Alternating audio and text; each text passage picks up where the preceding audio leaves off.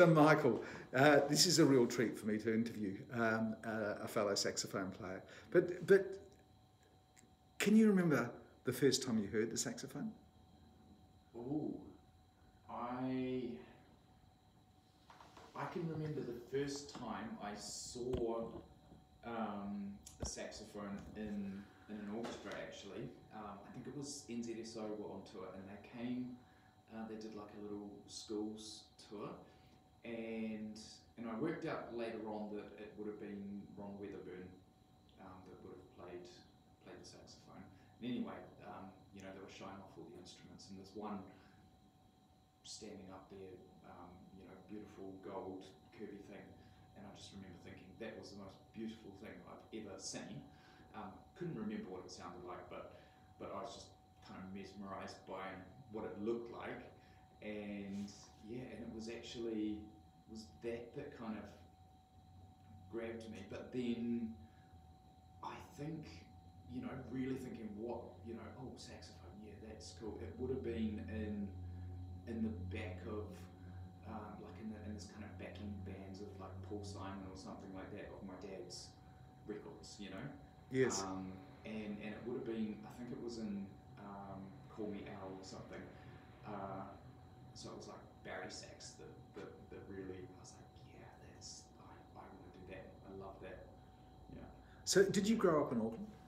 No, I grew up in a small town in Taranaki, very small town, small farming town, not much musically going on. But my grandma played piano, both my grandmas played piano actually, and my mum could play, or she could read music. And So did you start off on the piano, or? Yes, yeah, I did. But I sort of played by ear, or yeah, got my mum or my grandma to teach me things, and I just sort of copy the fingers rather than read music. So I actually learned to read music when I started playing saxophone. Yeah, which was So just going back, yeah. You mentioned a name that is part of New Zealand saxophone history. Yeah. Ron Weatherburn. Yeah. Did you ever meet him? I never met him, no, but I heard a lot about him from Debbie, of course. Debbie Rawson.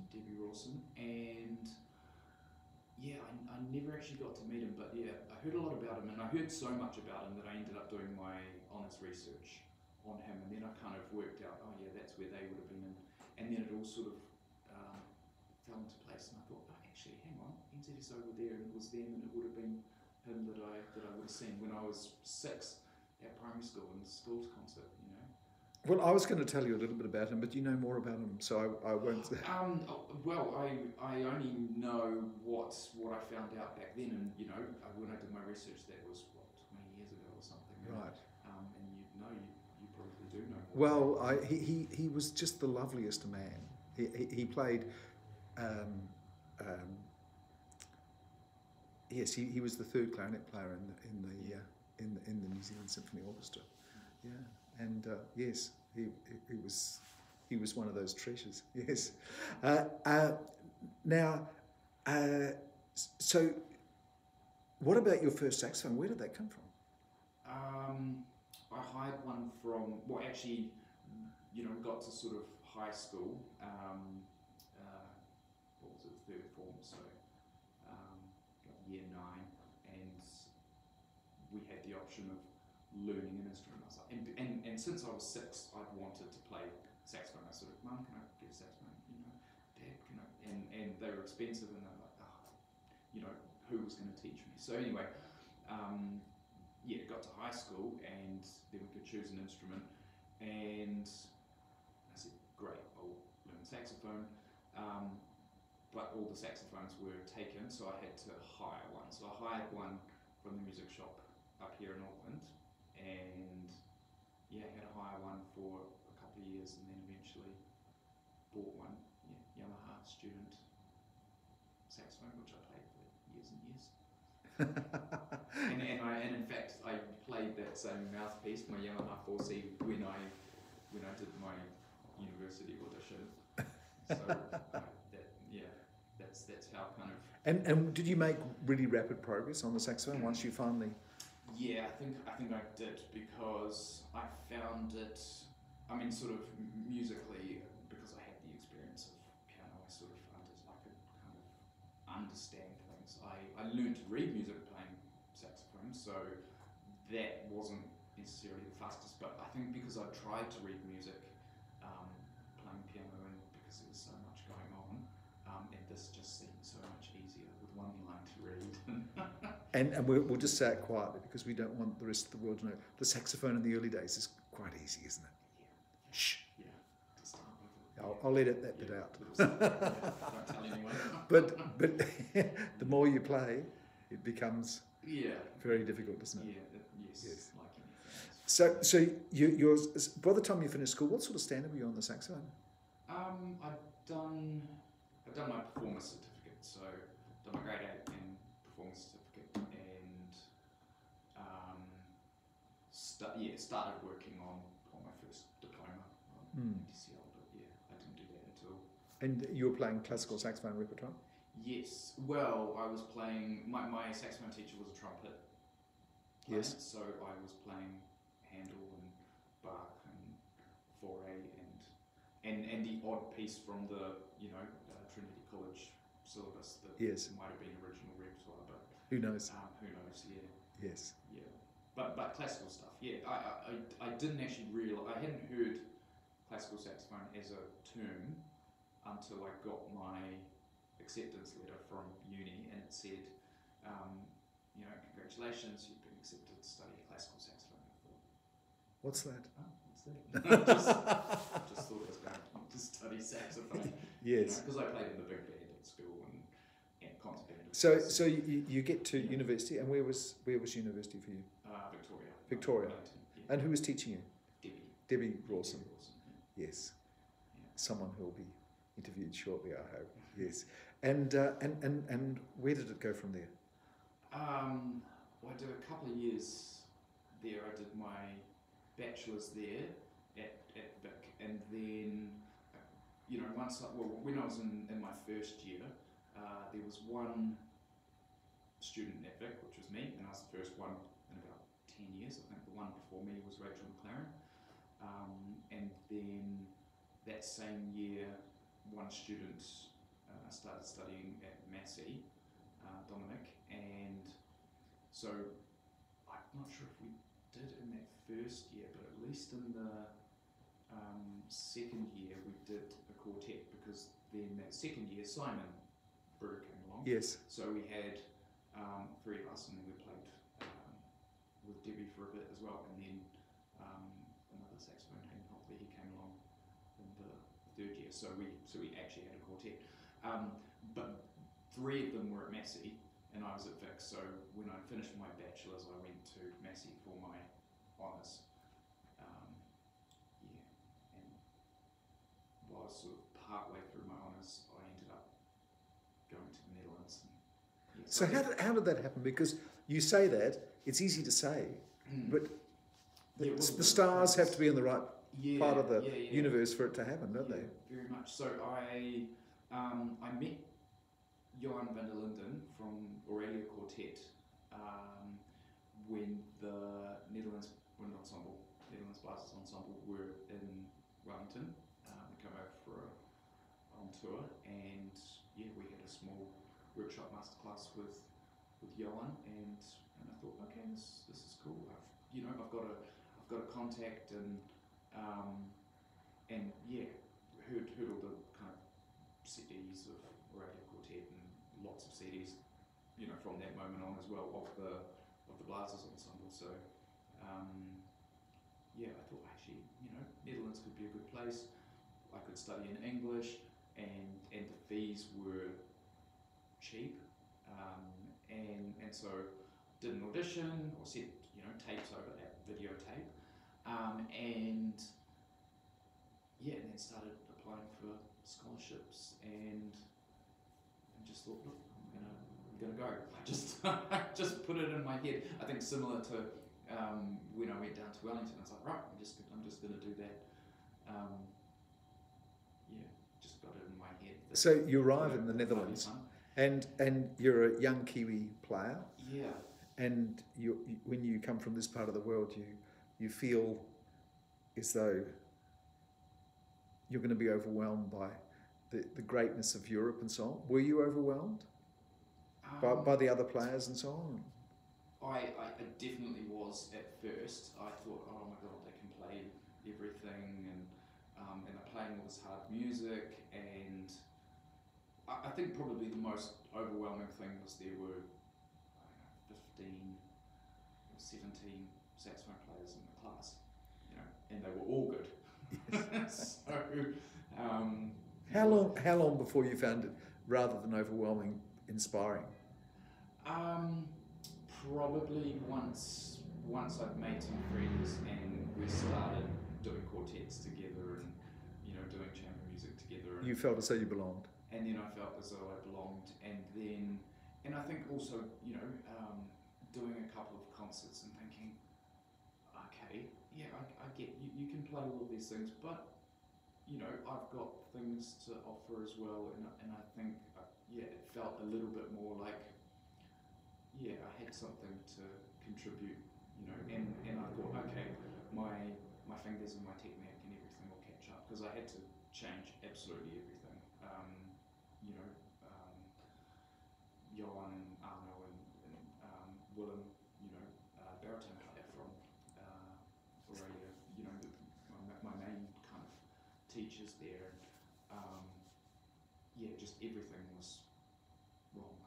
I had to change all my technique. But then once I'd done that, things actually kind of started to work, because I think, musically I wanted to do things, and I wanted to be able to, I had ideas that I couldn't quite execute. Right. With my. So where did you see your career going at that point? Because when you're a student, you've got assignments due on Friday, you've got performances to do on Saturday, and you're living in the now. Yeah. And someone earlier today was talking about Michael Hill saying his advice to the young violin players in the competition the final's happening tonight, that everyone should have a 30-year plan, which is a pretty big ask for a classical saxophonist, isn't it? Yes, but I think you do have a kind of idea. I don't think I wanted to play concertos or big solo recitals or anything like that. I don't mind it, but I really wanted to play saxophone quartet. I loved it from the minute I first started playing the quartet. I loved it, and I loved playing in the orchestra. So I kind of thought, at that moment when I was in the Netherlands, probably, I would have seen a little bit while I was here, but not actually a lot. There were not that many performances where you would see the orchestra and the saxophone in the orchestra. Mm.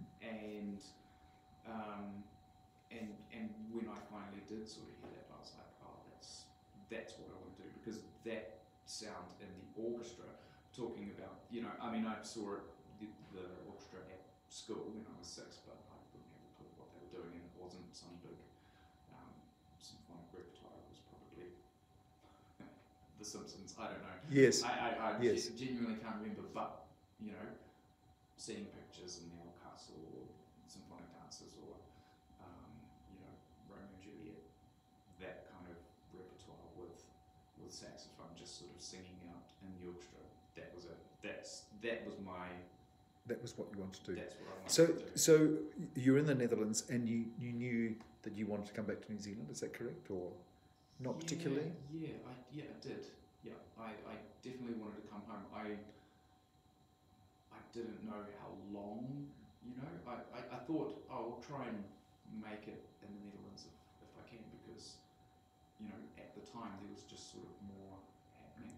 Yes. But eventually I started, whenever I was back, or I timed my holidays home to when there were orchestra gigs on that needed saxophone, so I'd get a little bit of money that would help cover the FM. the flight. But I remember also talking to you know, with the orchestra here when that was sort of first going on.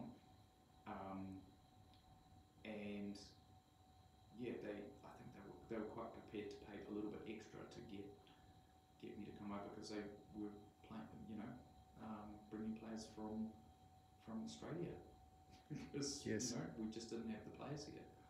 So yeah, it was there was definitely a gap here. So there was a particular reason, event that you came back to permanently back to New Zealand, or had your time just sort of come up in the Netherlands and it was Well, New Zealand was calling? Yeah. I think New Zealand was calling for a while, because I was there for some years, but you know, we'd sort of got to 2012 and the financial kind of climate in the Netherlands was not great. So there was the big crash 2008, and everything was, you know, pretty dire in the rest of Europe, but the Netherlands and Germany was not too bad. It sort of survived, at least for a couple of years. But by 2012, there was no money, and there was especially no money for arts or you know, education. Arts education was the worst. So I got kind of bumped for a friend of the music school director, you know, at the end of 2012, and I was sort of, I ended up doing more work in Germany, and I was living on, you know, in The Hague, so I was travelling across the country, and actually my partner got offered a job in New Zealand, so we thought, okay, might be an opportunity to come back. Yes. And see if we can make things happen here, and then. And was it a slow process re-establishing yourself back in New Zealand, or did you think it was slow at the time, or? Yeah, I thought it was slow at the time, and so I took on probably too many things. Yes. And so within a year, or probably within 6 months, I was overwhelmed and double booked, and I think I had 9 schools. I was teaching at uni here, and I was doing the orchestra work, and I'd started a few chamber groups as well, just to make things happen, and it was very, very, very busy. And I was, at the time I was actually teaching between Aotearoa, Tauranga and Auckland, so I was sort of doing crazy hours, and but stuff was sort of happening, so it was good. But I think I underestimated the amount of work that would be. Well, that's better that way around than the other way around. Yeah, it would have been a bit scary. So, when you're a student, you have to have this huge passion for spending a lot of time by yourself practicing. And do you still have that now, or? Yeah, I think I don't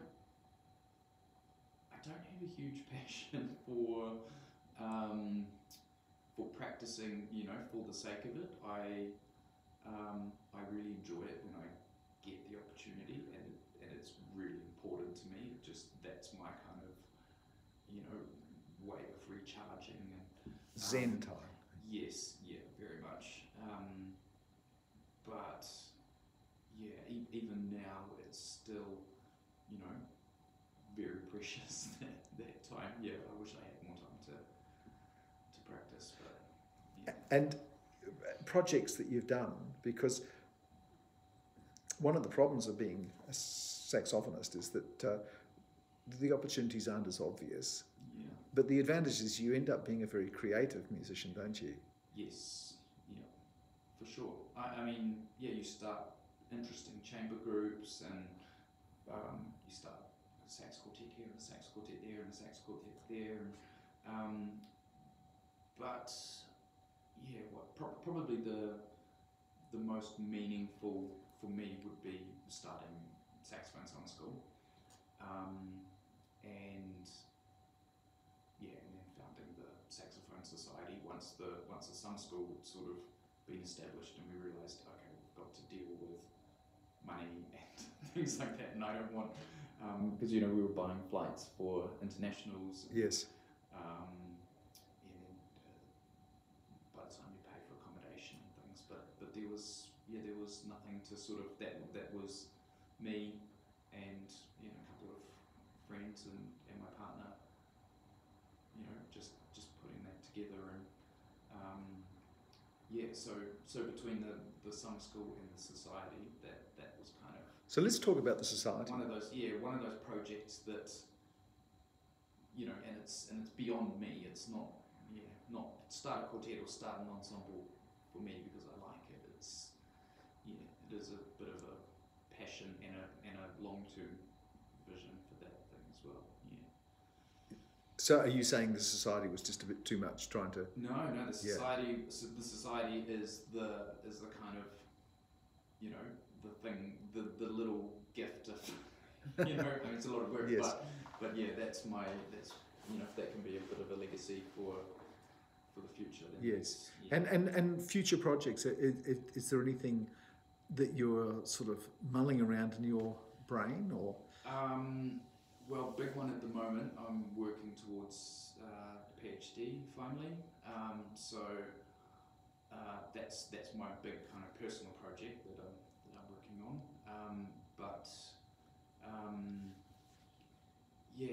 And reviving the summer school a little bit because we had to kind of put it on hold because of COVID. But we've managed to do a few kind of smaller scale events which have kept things going, and